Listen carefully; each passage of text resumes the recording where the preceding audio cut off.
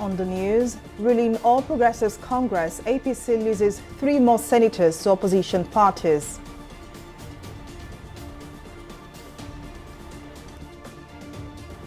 Lawan participated in senatorial primary in Yobe, APC chairman Adamu insists.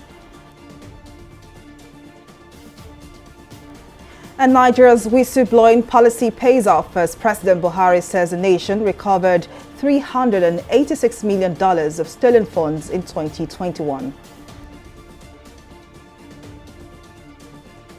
We're glad to have you join us on News Now. I am Folashade Ogurinde. The long queues witnessed in many filling stations in Lagos, Abuja and other major cities have rolled into its second day. While many commuters groan under the hardship caused by the scarcity, the Independent Petroleum Marketers Association of Nigeria, IPMAN, says its members can no longer sell premium motor spirit at the regulated price of 180 naira per litre due to a hostile business environment. Speaking during an interview with newsmen, Akinriade, IPMAN chairman, Lagos Satellite Depot, explained that the cost of diesel has surged amid the country's epileptic electricity supply, which has affected its members' running costs. While appealing to the government to come to their aid, Akinriade added that the high cost of transportation has also increased the cost of doing business.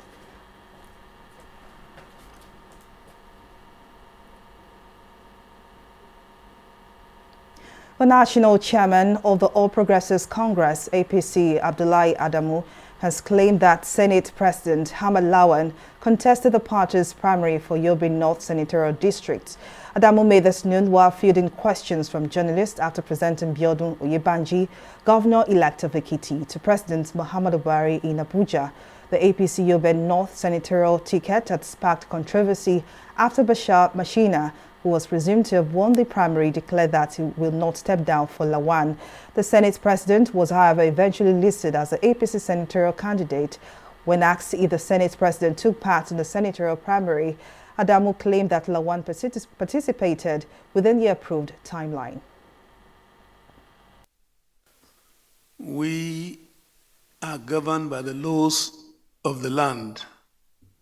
There's nothing our presidential candidate has done in regard to submitting the forms of his returns that is not within the comforts of the law of the land. Everything we've done so far, we've done very carefully with legal consultation, and we're cocksure. We are not going to have the kind of speculation that you are, professing at this point in time. We are very comfortable with what we've done. You see, it's still pessimism, and we are not in that school of thought yet. We don't hope to be there. President Muhammadu Buhari has written to the Senate seeking the confirmation of 7 ministerial nominees. Buhari's letter was read on the floor of the Senate on Tuesday by its president, Hamad Lawan, at the start of plenary. The nominees, when confirmed, are to replace ministers will resign to contest the All Progressives Congress APC presidential primary election. Ministers who resigned include Rotimi Amechi, former Minister of Transport, Obunaya Onu, former Minister of Science and Technology, Senator Godswill Akpabio, Chukwuemeka Nwajuba, among others. They had resigned in accordance with the provisions of Section 8412 of the Electoral Act of 2022. I have the honor to forward the underlisted ministerial nominees for confirmation by the Senate. 1. Henry Ikechukwu Iko, Abia State. 2. Umana Okon Umana, Akwa Ibom State. 3. Ekuman Nkama Joseph Nkama, Ebonyi State. 4. Goodluck Nana Opia, Imo State. 5. Umar Ibrahim El Yaqub, Kano State. 6. Ademola Adewole Adegorie, Ondo State. And 7. Odum Udi, River State. Copies of their curriculum vitae are attached herewith. It is my hope that this exercise will receive the usual expeditious consideration of the distinguished members of the Senate of the Federal Republic of Nigeria. Please accept, Mr. Senate President, the assurances of my highest regards. The Senate has named the lawmaker representing the Federal Capital Territory, Senator Philip Aduda, as the new minority leader of the Senate to replace Senator Eyinaya Abaribe. Senator Chukwuka Utazi was also named as a Senate minority whip to take over Aduda's former position. Aduda's nomination was sequel to the resignation of the former minority leader, Senator Eyinaya Abaribe. Abaribe had last week formally announced his defection from the People's Democratic Party to the All Progressives Grand Alliance, APGA.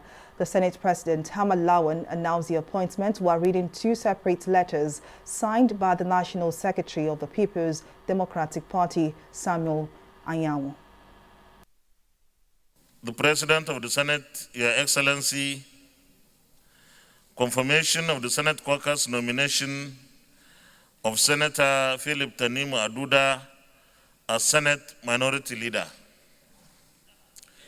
The above subject matter hereby refers.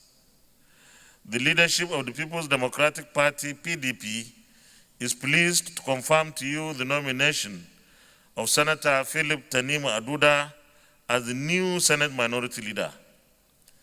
The nomination of Senator Aduda is for the replacement of the vacant seat of the Minority Leader created by the defection of Senator Eyinaya Abaribe to the All Progressives Grand Alliance, APGA. Please kindly accord Senator Philip Tanimu Aduda all the necessary cooperation and rights due the office. Accept the assurance of my esteemed regards. Signed, Senator Samuel N. Anyanwu, National Secretary. Let's now head back to the story where we have the IPMAN Lagos Zonal Chairman explaining the reasons why we have long queues in Nigeria's filling stations. But to make more sense of the situation, Aboyeji Tayo, Lagos Zonal Council Chairman of the Nigeria Union of Petroleum and Natural Gas Workers, NUPENG, joins me now. Thank you very much for joining us. Now, help us understand what exactly is going on. Why do we have these long queues in many filling stations across the country? Well, thanks for having me. The long queue is as a result of the IPMAN, the Independent Petroleum Marketer Union, who are complaining seriously about the cost of operation and the cost of transporting the product to their station due to higher cost of diesel. The complaint is that the petrol loading from the depot gets to their station at higher cost. Probably around some of them say depends on the location. Some say it's about get to the station about 175. Some say it's about 180. And it's as a result of high cost of diesel. The truck or the tanker that will take the product from depot to the filling station, you have to charge high in order to buy diesel and convey this truck to the filling station.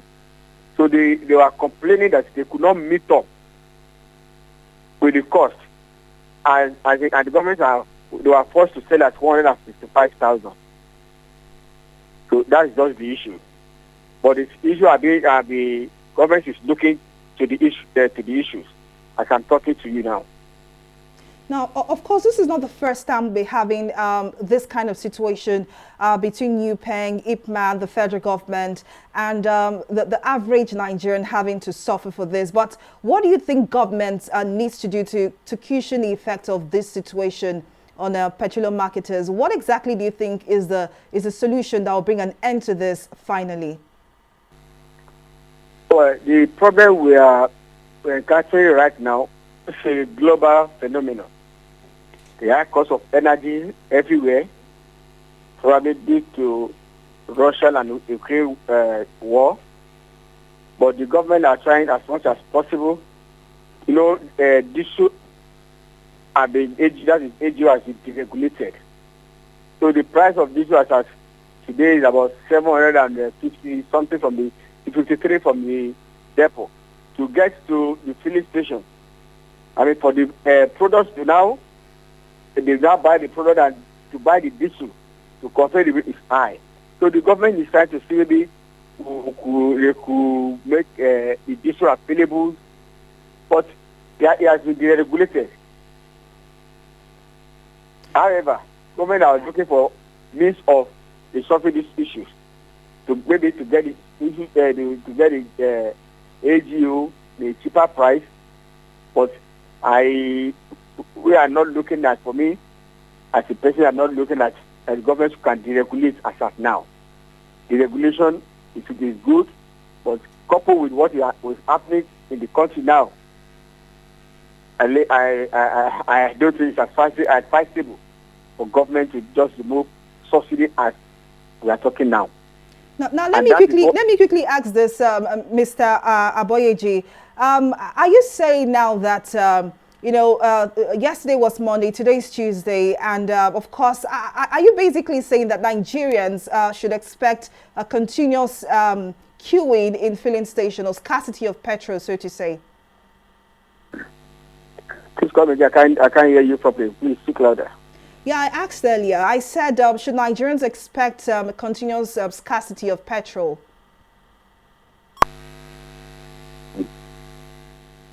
Well, we seem to have lost you there, Mr. Aboyeji Taya, but thank you very much for your contribution. Thank you for coming.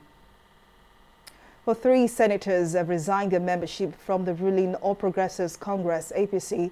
The lawmakers are Senators Ahmed Baba Keita, Lawal Yahaya Gamwa, and Francis Ali Mikane, whilst Baba Keita and Ali Mikane defected to the opposition People's Democratic Party, PDP.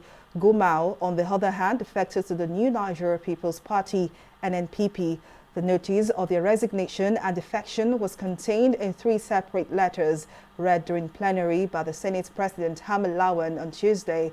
The defection by the 3 lawmakers reduces the total number of APC senators from 70 to 67 in the upper chamber. Letter from Senator Ahmed Baba Keita.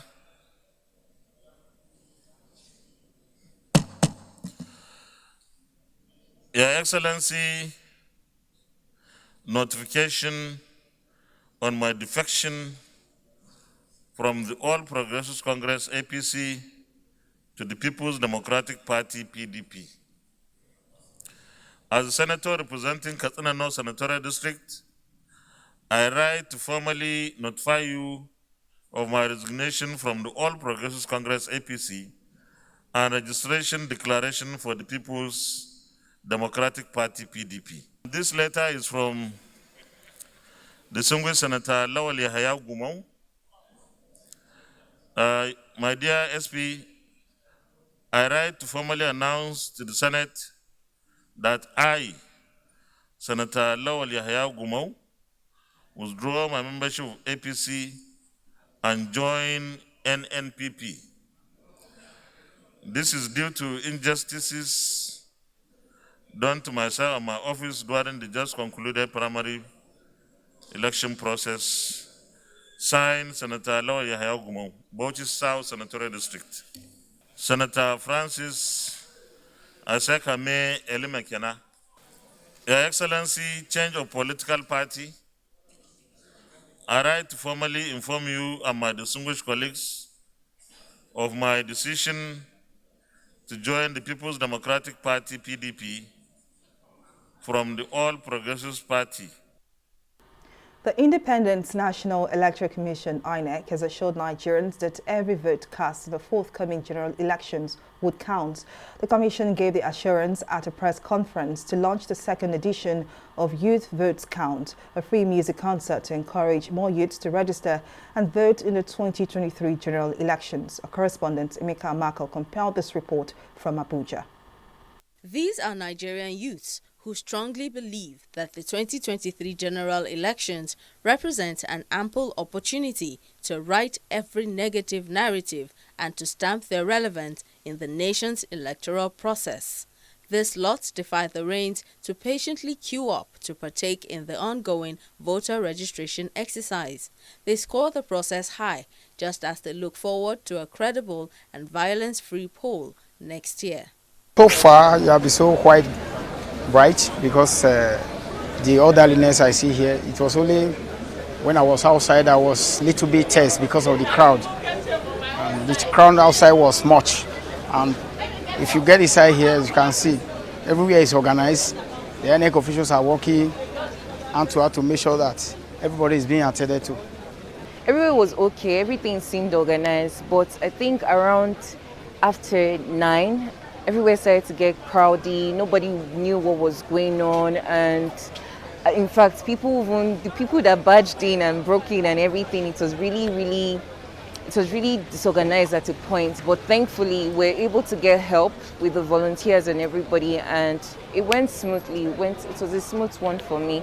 To ensure that the efforts of these determined youths does not go unrewarded, the European Union decided to partner with the Independent National Electoral Commission (INEC) to organize the Youth Votes Count program, an initiative organized to encourage youth participation in the electoral process. The European Union has been a strong, major partner of the Nigerian government, particularly since the return to democracy in 1999. And we have quite an array of programs in our development cooperation portfolio.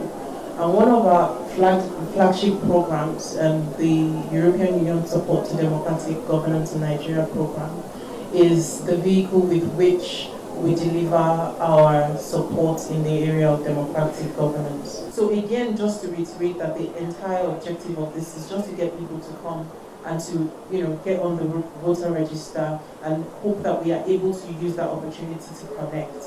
And again, once we do this, the second level will be to see how people can then pick up their cards and ultimately on election day go out to vote. As you can see outside, a lot of young people have come out to register, and I think that for members of the press is to continue to demonstrate the fact that Nigerians are willing and they have responded to the call to come out, to register, and to encourage more people, to come out to register to vote, because that is what democracy is about. Also speaking at the press conference, INEC Resident Electoral Commissioner in Abuja explains that the commission is committed to ensure a rancor-free poll come 2023.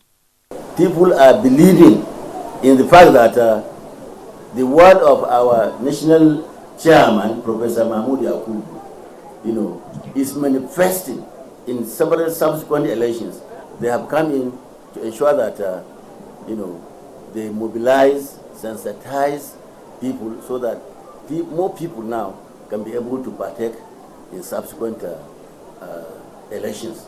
The Youth Vote Count mega concert, slated for June 25 in Abuja, is the grand finale of a week-long voter registration drive and is expected to be graced by an array of musical artists such as Two-Face Idibia, Waje, Omawumi, and a host of others. We'll take a break here, but still to come, Russia-Ukraine war intensifies as German heavy weapons arrive in Ukraine. Details of the story and more right after this break. Resilience. Look at you. Still standing after adverse politics stop your electric power purchase from powering our city. Still standing after adverse politics denied our city and your government revenue allocation for years. But you diligently turned it around and made our city self-sufficient and left a legacy of urban renewal and prosperity till this day. Now you emerge tops with magnanimity and victory. Bola Ahmed Tinubu, fight for us in the spirit of resiliency to deliver Nigeria from poverty and insecurity. The indomitable economic development agent Nigeria needs. Now, watch this space.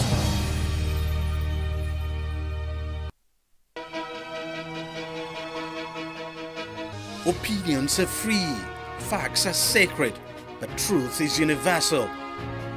How, in practical terms, can we, for instance, de-escalate the tension? President must see himself as the President of the Federal Republic. We know where the enemy is. 3 places. The Lake Chad Basin, the border area between Nigeria and Cameroon, and then the Sambisa Forest. On TV360, we give you a complete dose of everything. Opinion, facts, and undiluted truth. I hardly believe what politicians are saying in this part of the world. A new Nigeria is possible, a future is possible. We delve into the issues, dissect it so that you can understand it, use it to take action.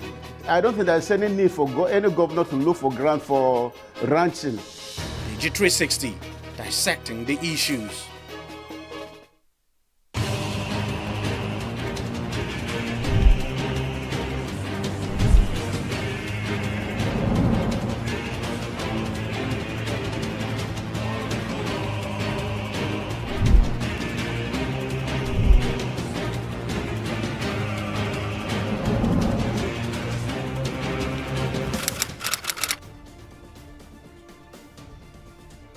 Welcome back. Now here is a recap of some of our top stories tonight.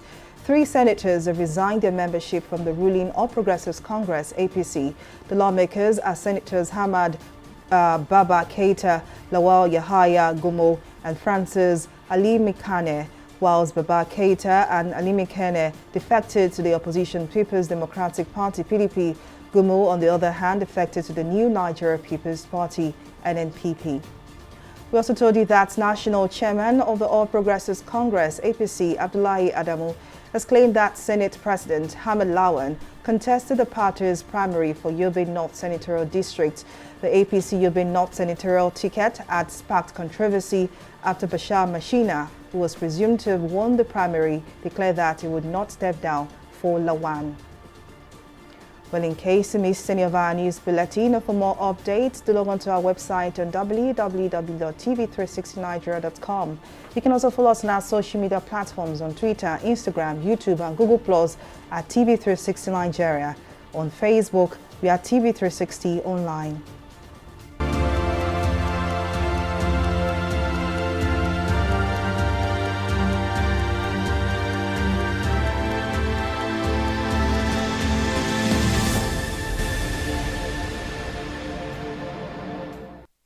The United States Centers for Disease Control and Prevention has backed Pfizer and Moderna's COVID-19 shots for children as young as 6 months, with vaccinations expected to begin on Tuesday. The CDC's Committee of Independent Vaccine Experts voted unanimously to recommend the shots for infants through preschoolers after 2 days of public meetings. CDC Director Dr. Rochelle Walensky accepted the committee's recommendation and gave the final go-ahead last weekend. The White House has now released a statement saying vaccinations for children under age 5 would begin in earnest on Tuesday after the Juneteenth federal holiday. I will take a breather here and return with more stories and business. To stay with us.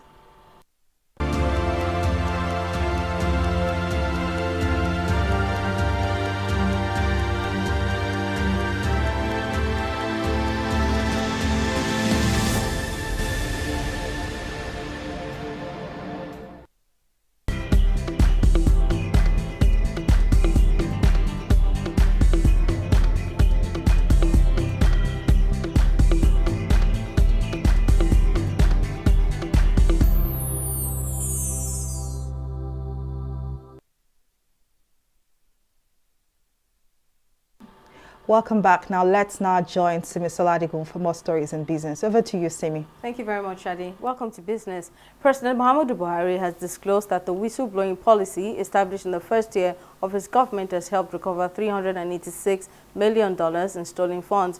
Buhari said this on Tuesday in an interview with Bloomberg. Speaking on Nigeria's electricity supply issues and grid modernization, Buhari called for more input that the Petroleum Industry Act will bolster input, raise capital, and bring transparency to the system.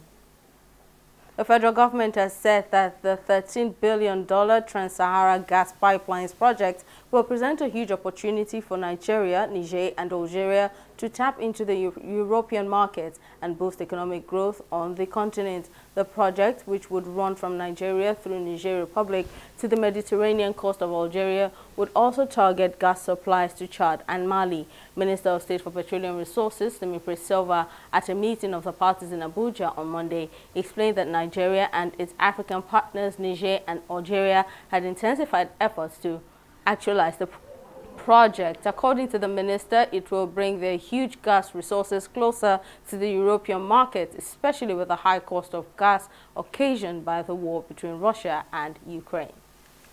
We'll take a short break here and be back with stock market reports.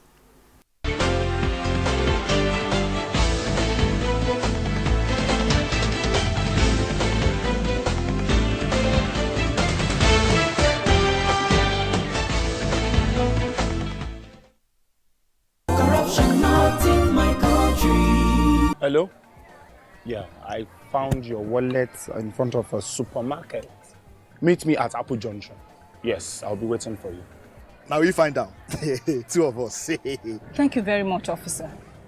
You know, it's surprising that men like you still exist in the police force. Yes, so... Oh, yes. This is just a token of my appreciation. Oh, no, you don't need to do this. We're only doing our job. Thank you very much. God bless you. You're welcome. Now I know police is really my friend. Yes. Friend. Hey. Okay, which came up with this one? I don't understand. You know your problem. You are greedy. I'm a policeman who is doing his job. All forms of corruption in the force. Not in my country. Corruption not in my country. Opinions are free, facts are sacred, but truth is universal. How, in practical terms, can we, for instance, de-escalate the tension? President must see himself as the president of the Federal Republic. We know where the enemy is. 3 places. The Lake Chad Basin, the border area between Nigeria and Cameroon, and then the Sambisa Forest. On TV360, we give you a complete dose of everything. Opinion, facts, and undiluted truth. I hardly believe what politicians are saying in this part of the world. A new Nigeria is possible, a future is possible. We delve into the issues, dissect it so that you can understand it, and use it to take action. I don't think there's any need for any governor to look for grant for ranching. TV360, dissecting the issues.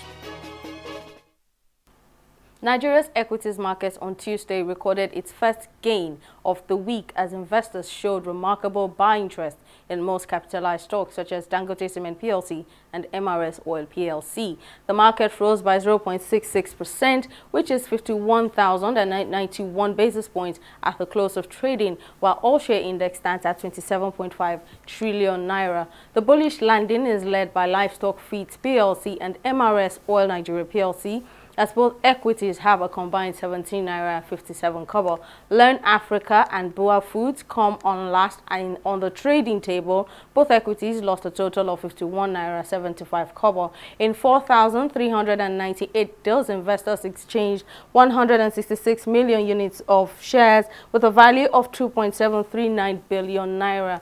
Globally, stocks gained ground, grabbing a piece of the previous week's drop. So our select stocks are in the green zone. UK's FTSE at 0.42%, US Dow Jones 1.80%, and Japan's Nikkei at 1.84%. With this gain, market analysts continue to look out for and hope for a soft landing by the Federal Reserves. That's all on stock. Back to you, Folashade. Many thanks to Ms. Salah for that update. On the foreign scene, long-range weaponry from Germany, the latest shipment of heavy weaponry that Kyiv has been urgently asking for, has finally arrived in Ukraine on Tuesday. In an official tweet by Ukraine's defense minister, the delivery of the weapons is an example of international cooperation in support of Ukraine. In the tweet, the defense minister thanked his German counterpart for ensuring the delivery of the weapons. He also extended gratitude to the Netherlands, which sent the German weapons. Germany has been criticized for being slow to aid Ukraine with offensive weapons. However, Russia's war in Ukraine marks the first time the German government has sent lethal weapons to a conflict zone since the Second World War. Liverpool forward Sadio Mane has completed the first part of his Bayern Munich medical. Mane, who has been signing autographs wearing a Bayern Munich top for the first time, is now expected to check into a hotel to take photographs and sign a 3-year contract with the Bundesliga champions. Bayern Munich has already agreed to a €35 million deal with Liverpool to sign Mane. The Senegalese international will remain at the Allianz Arena until 2025. And that's the size of our news bulletin. Many thanks for watching. I am Folashade Ogurinde. Bye for now.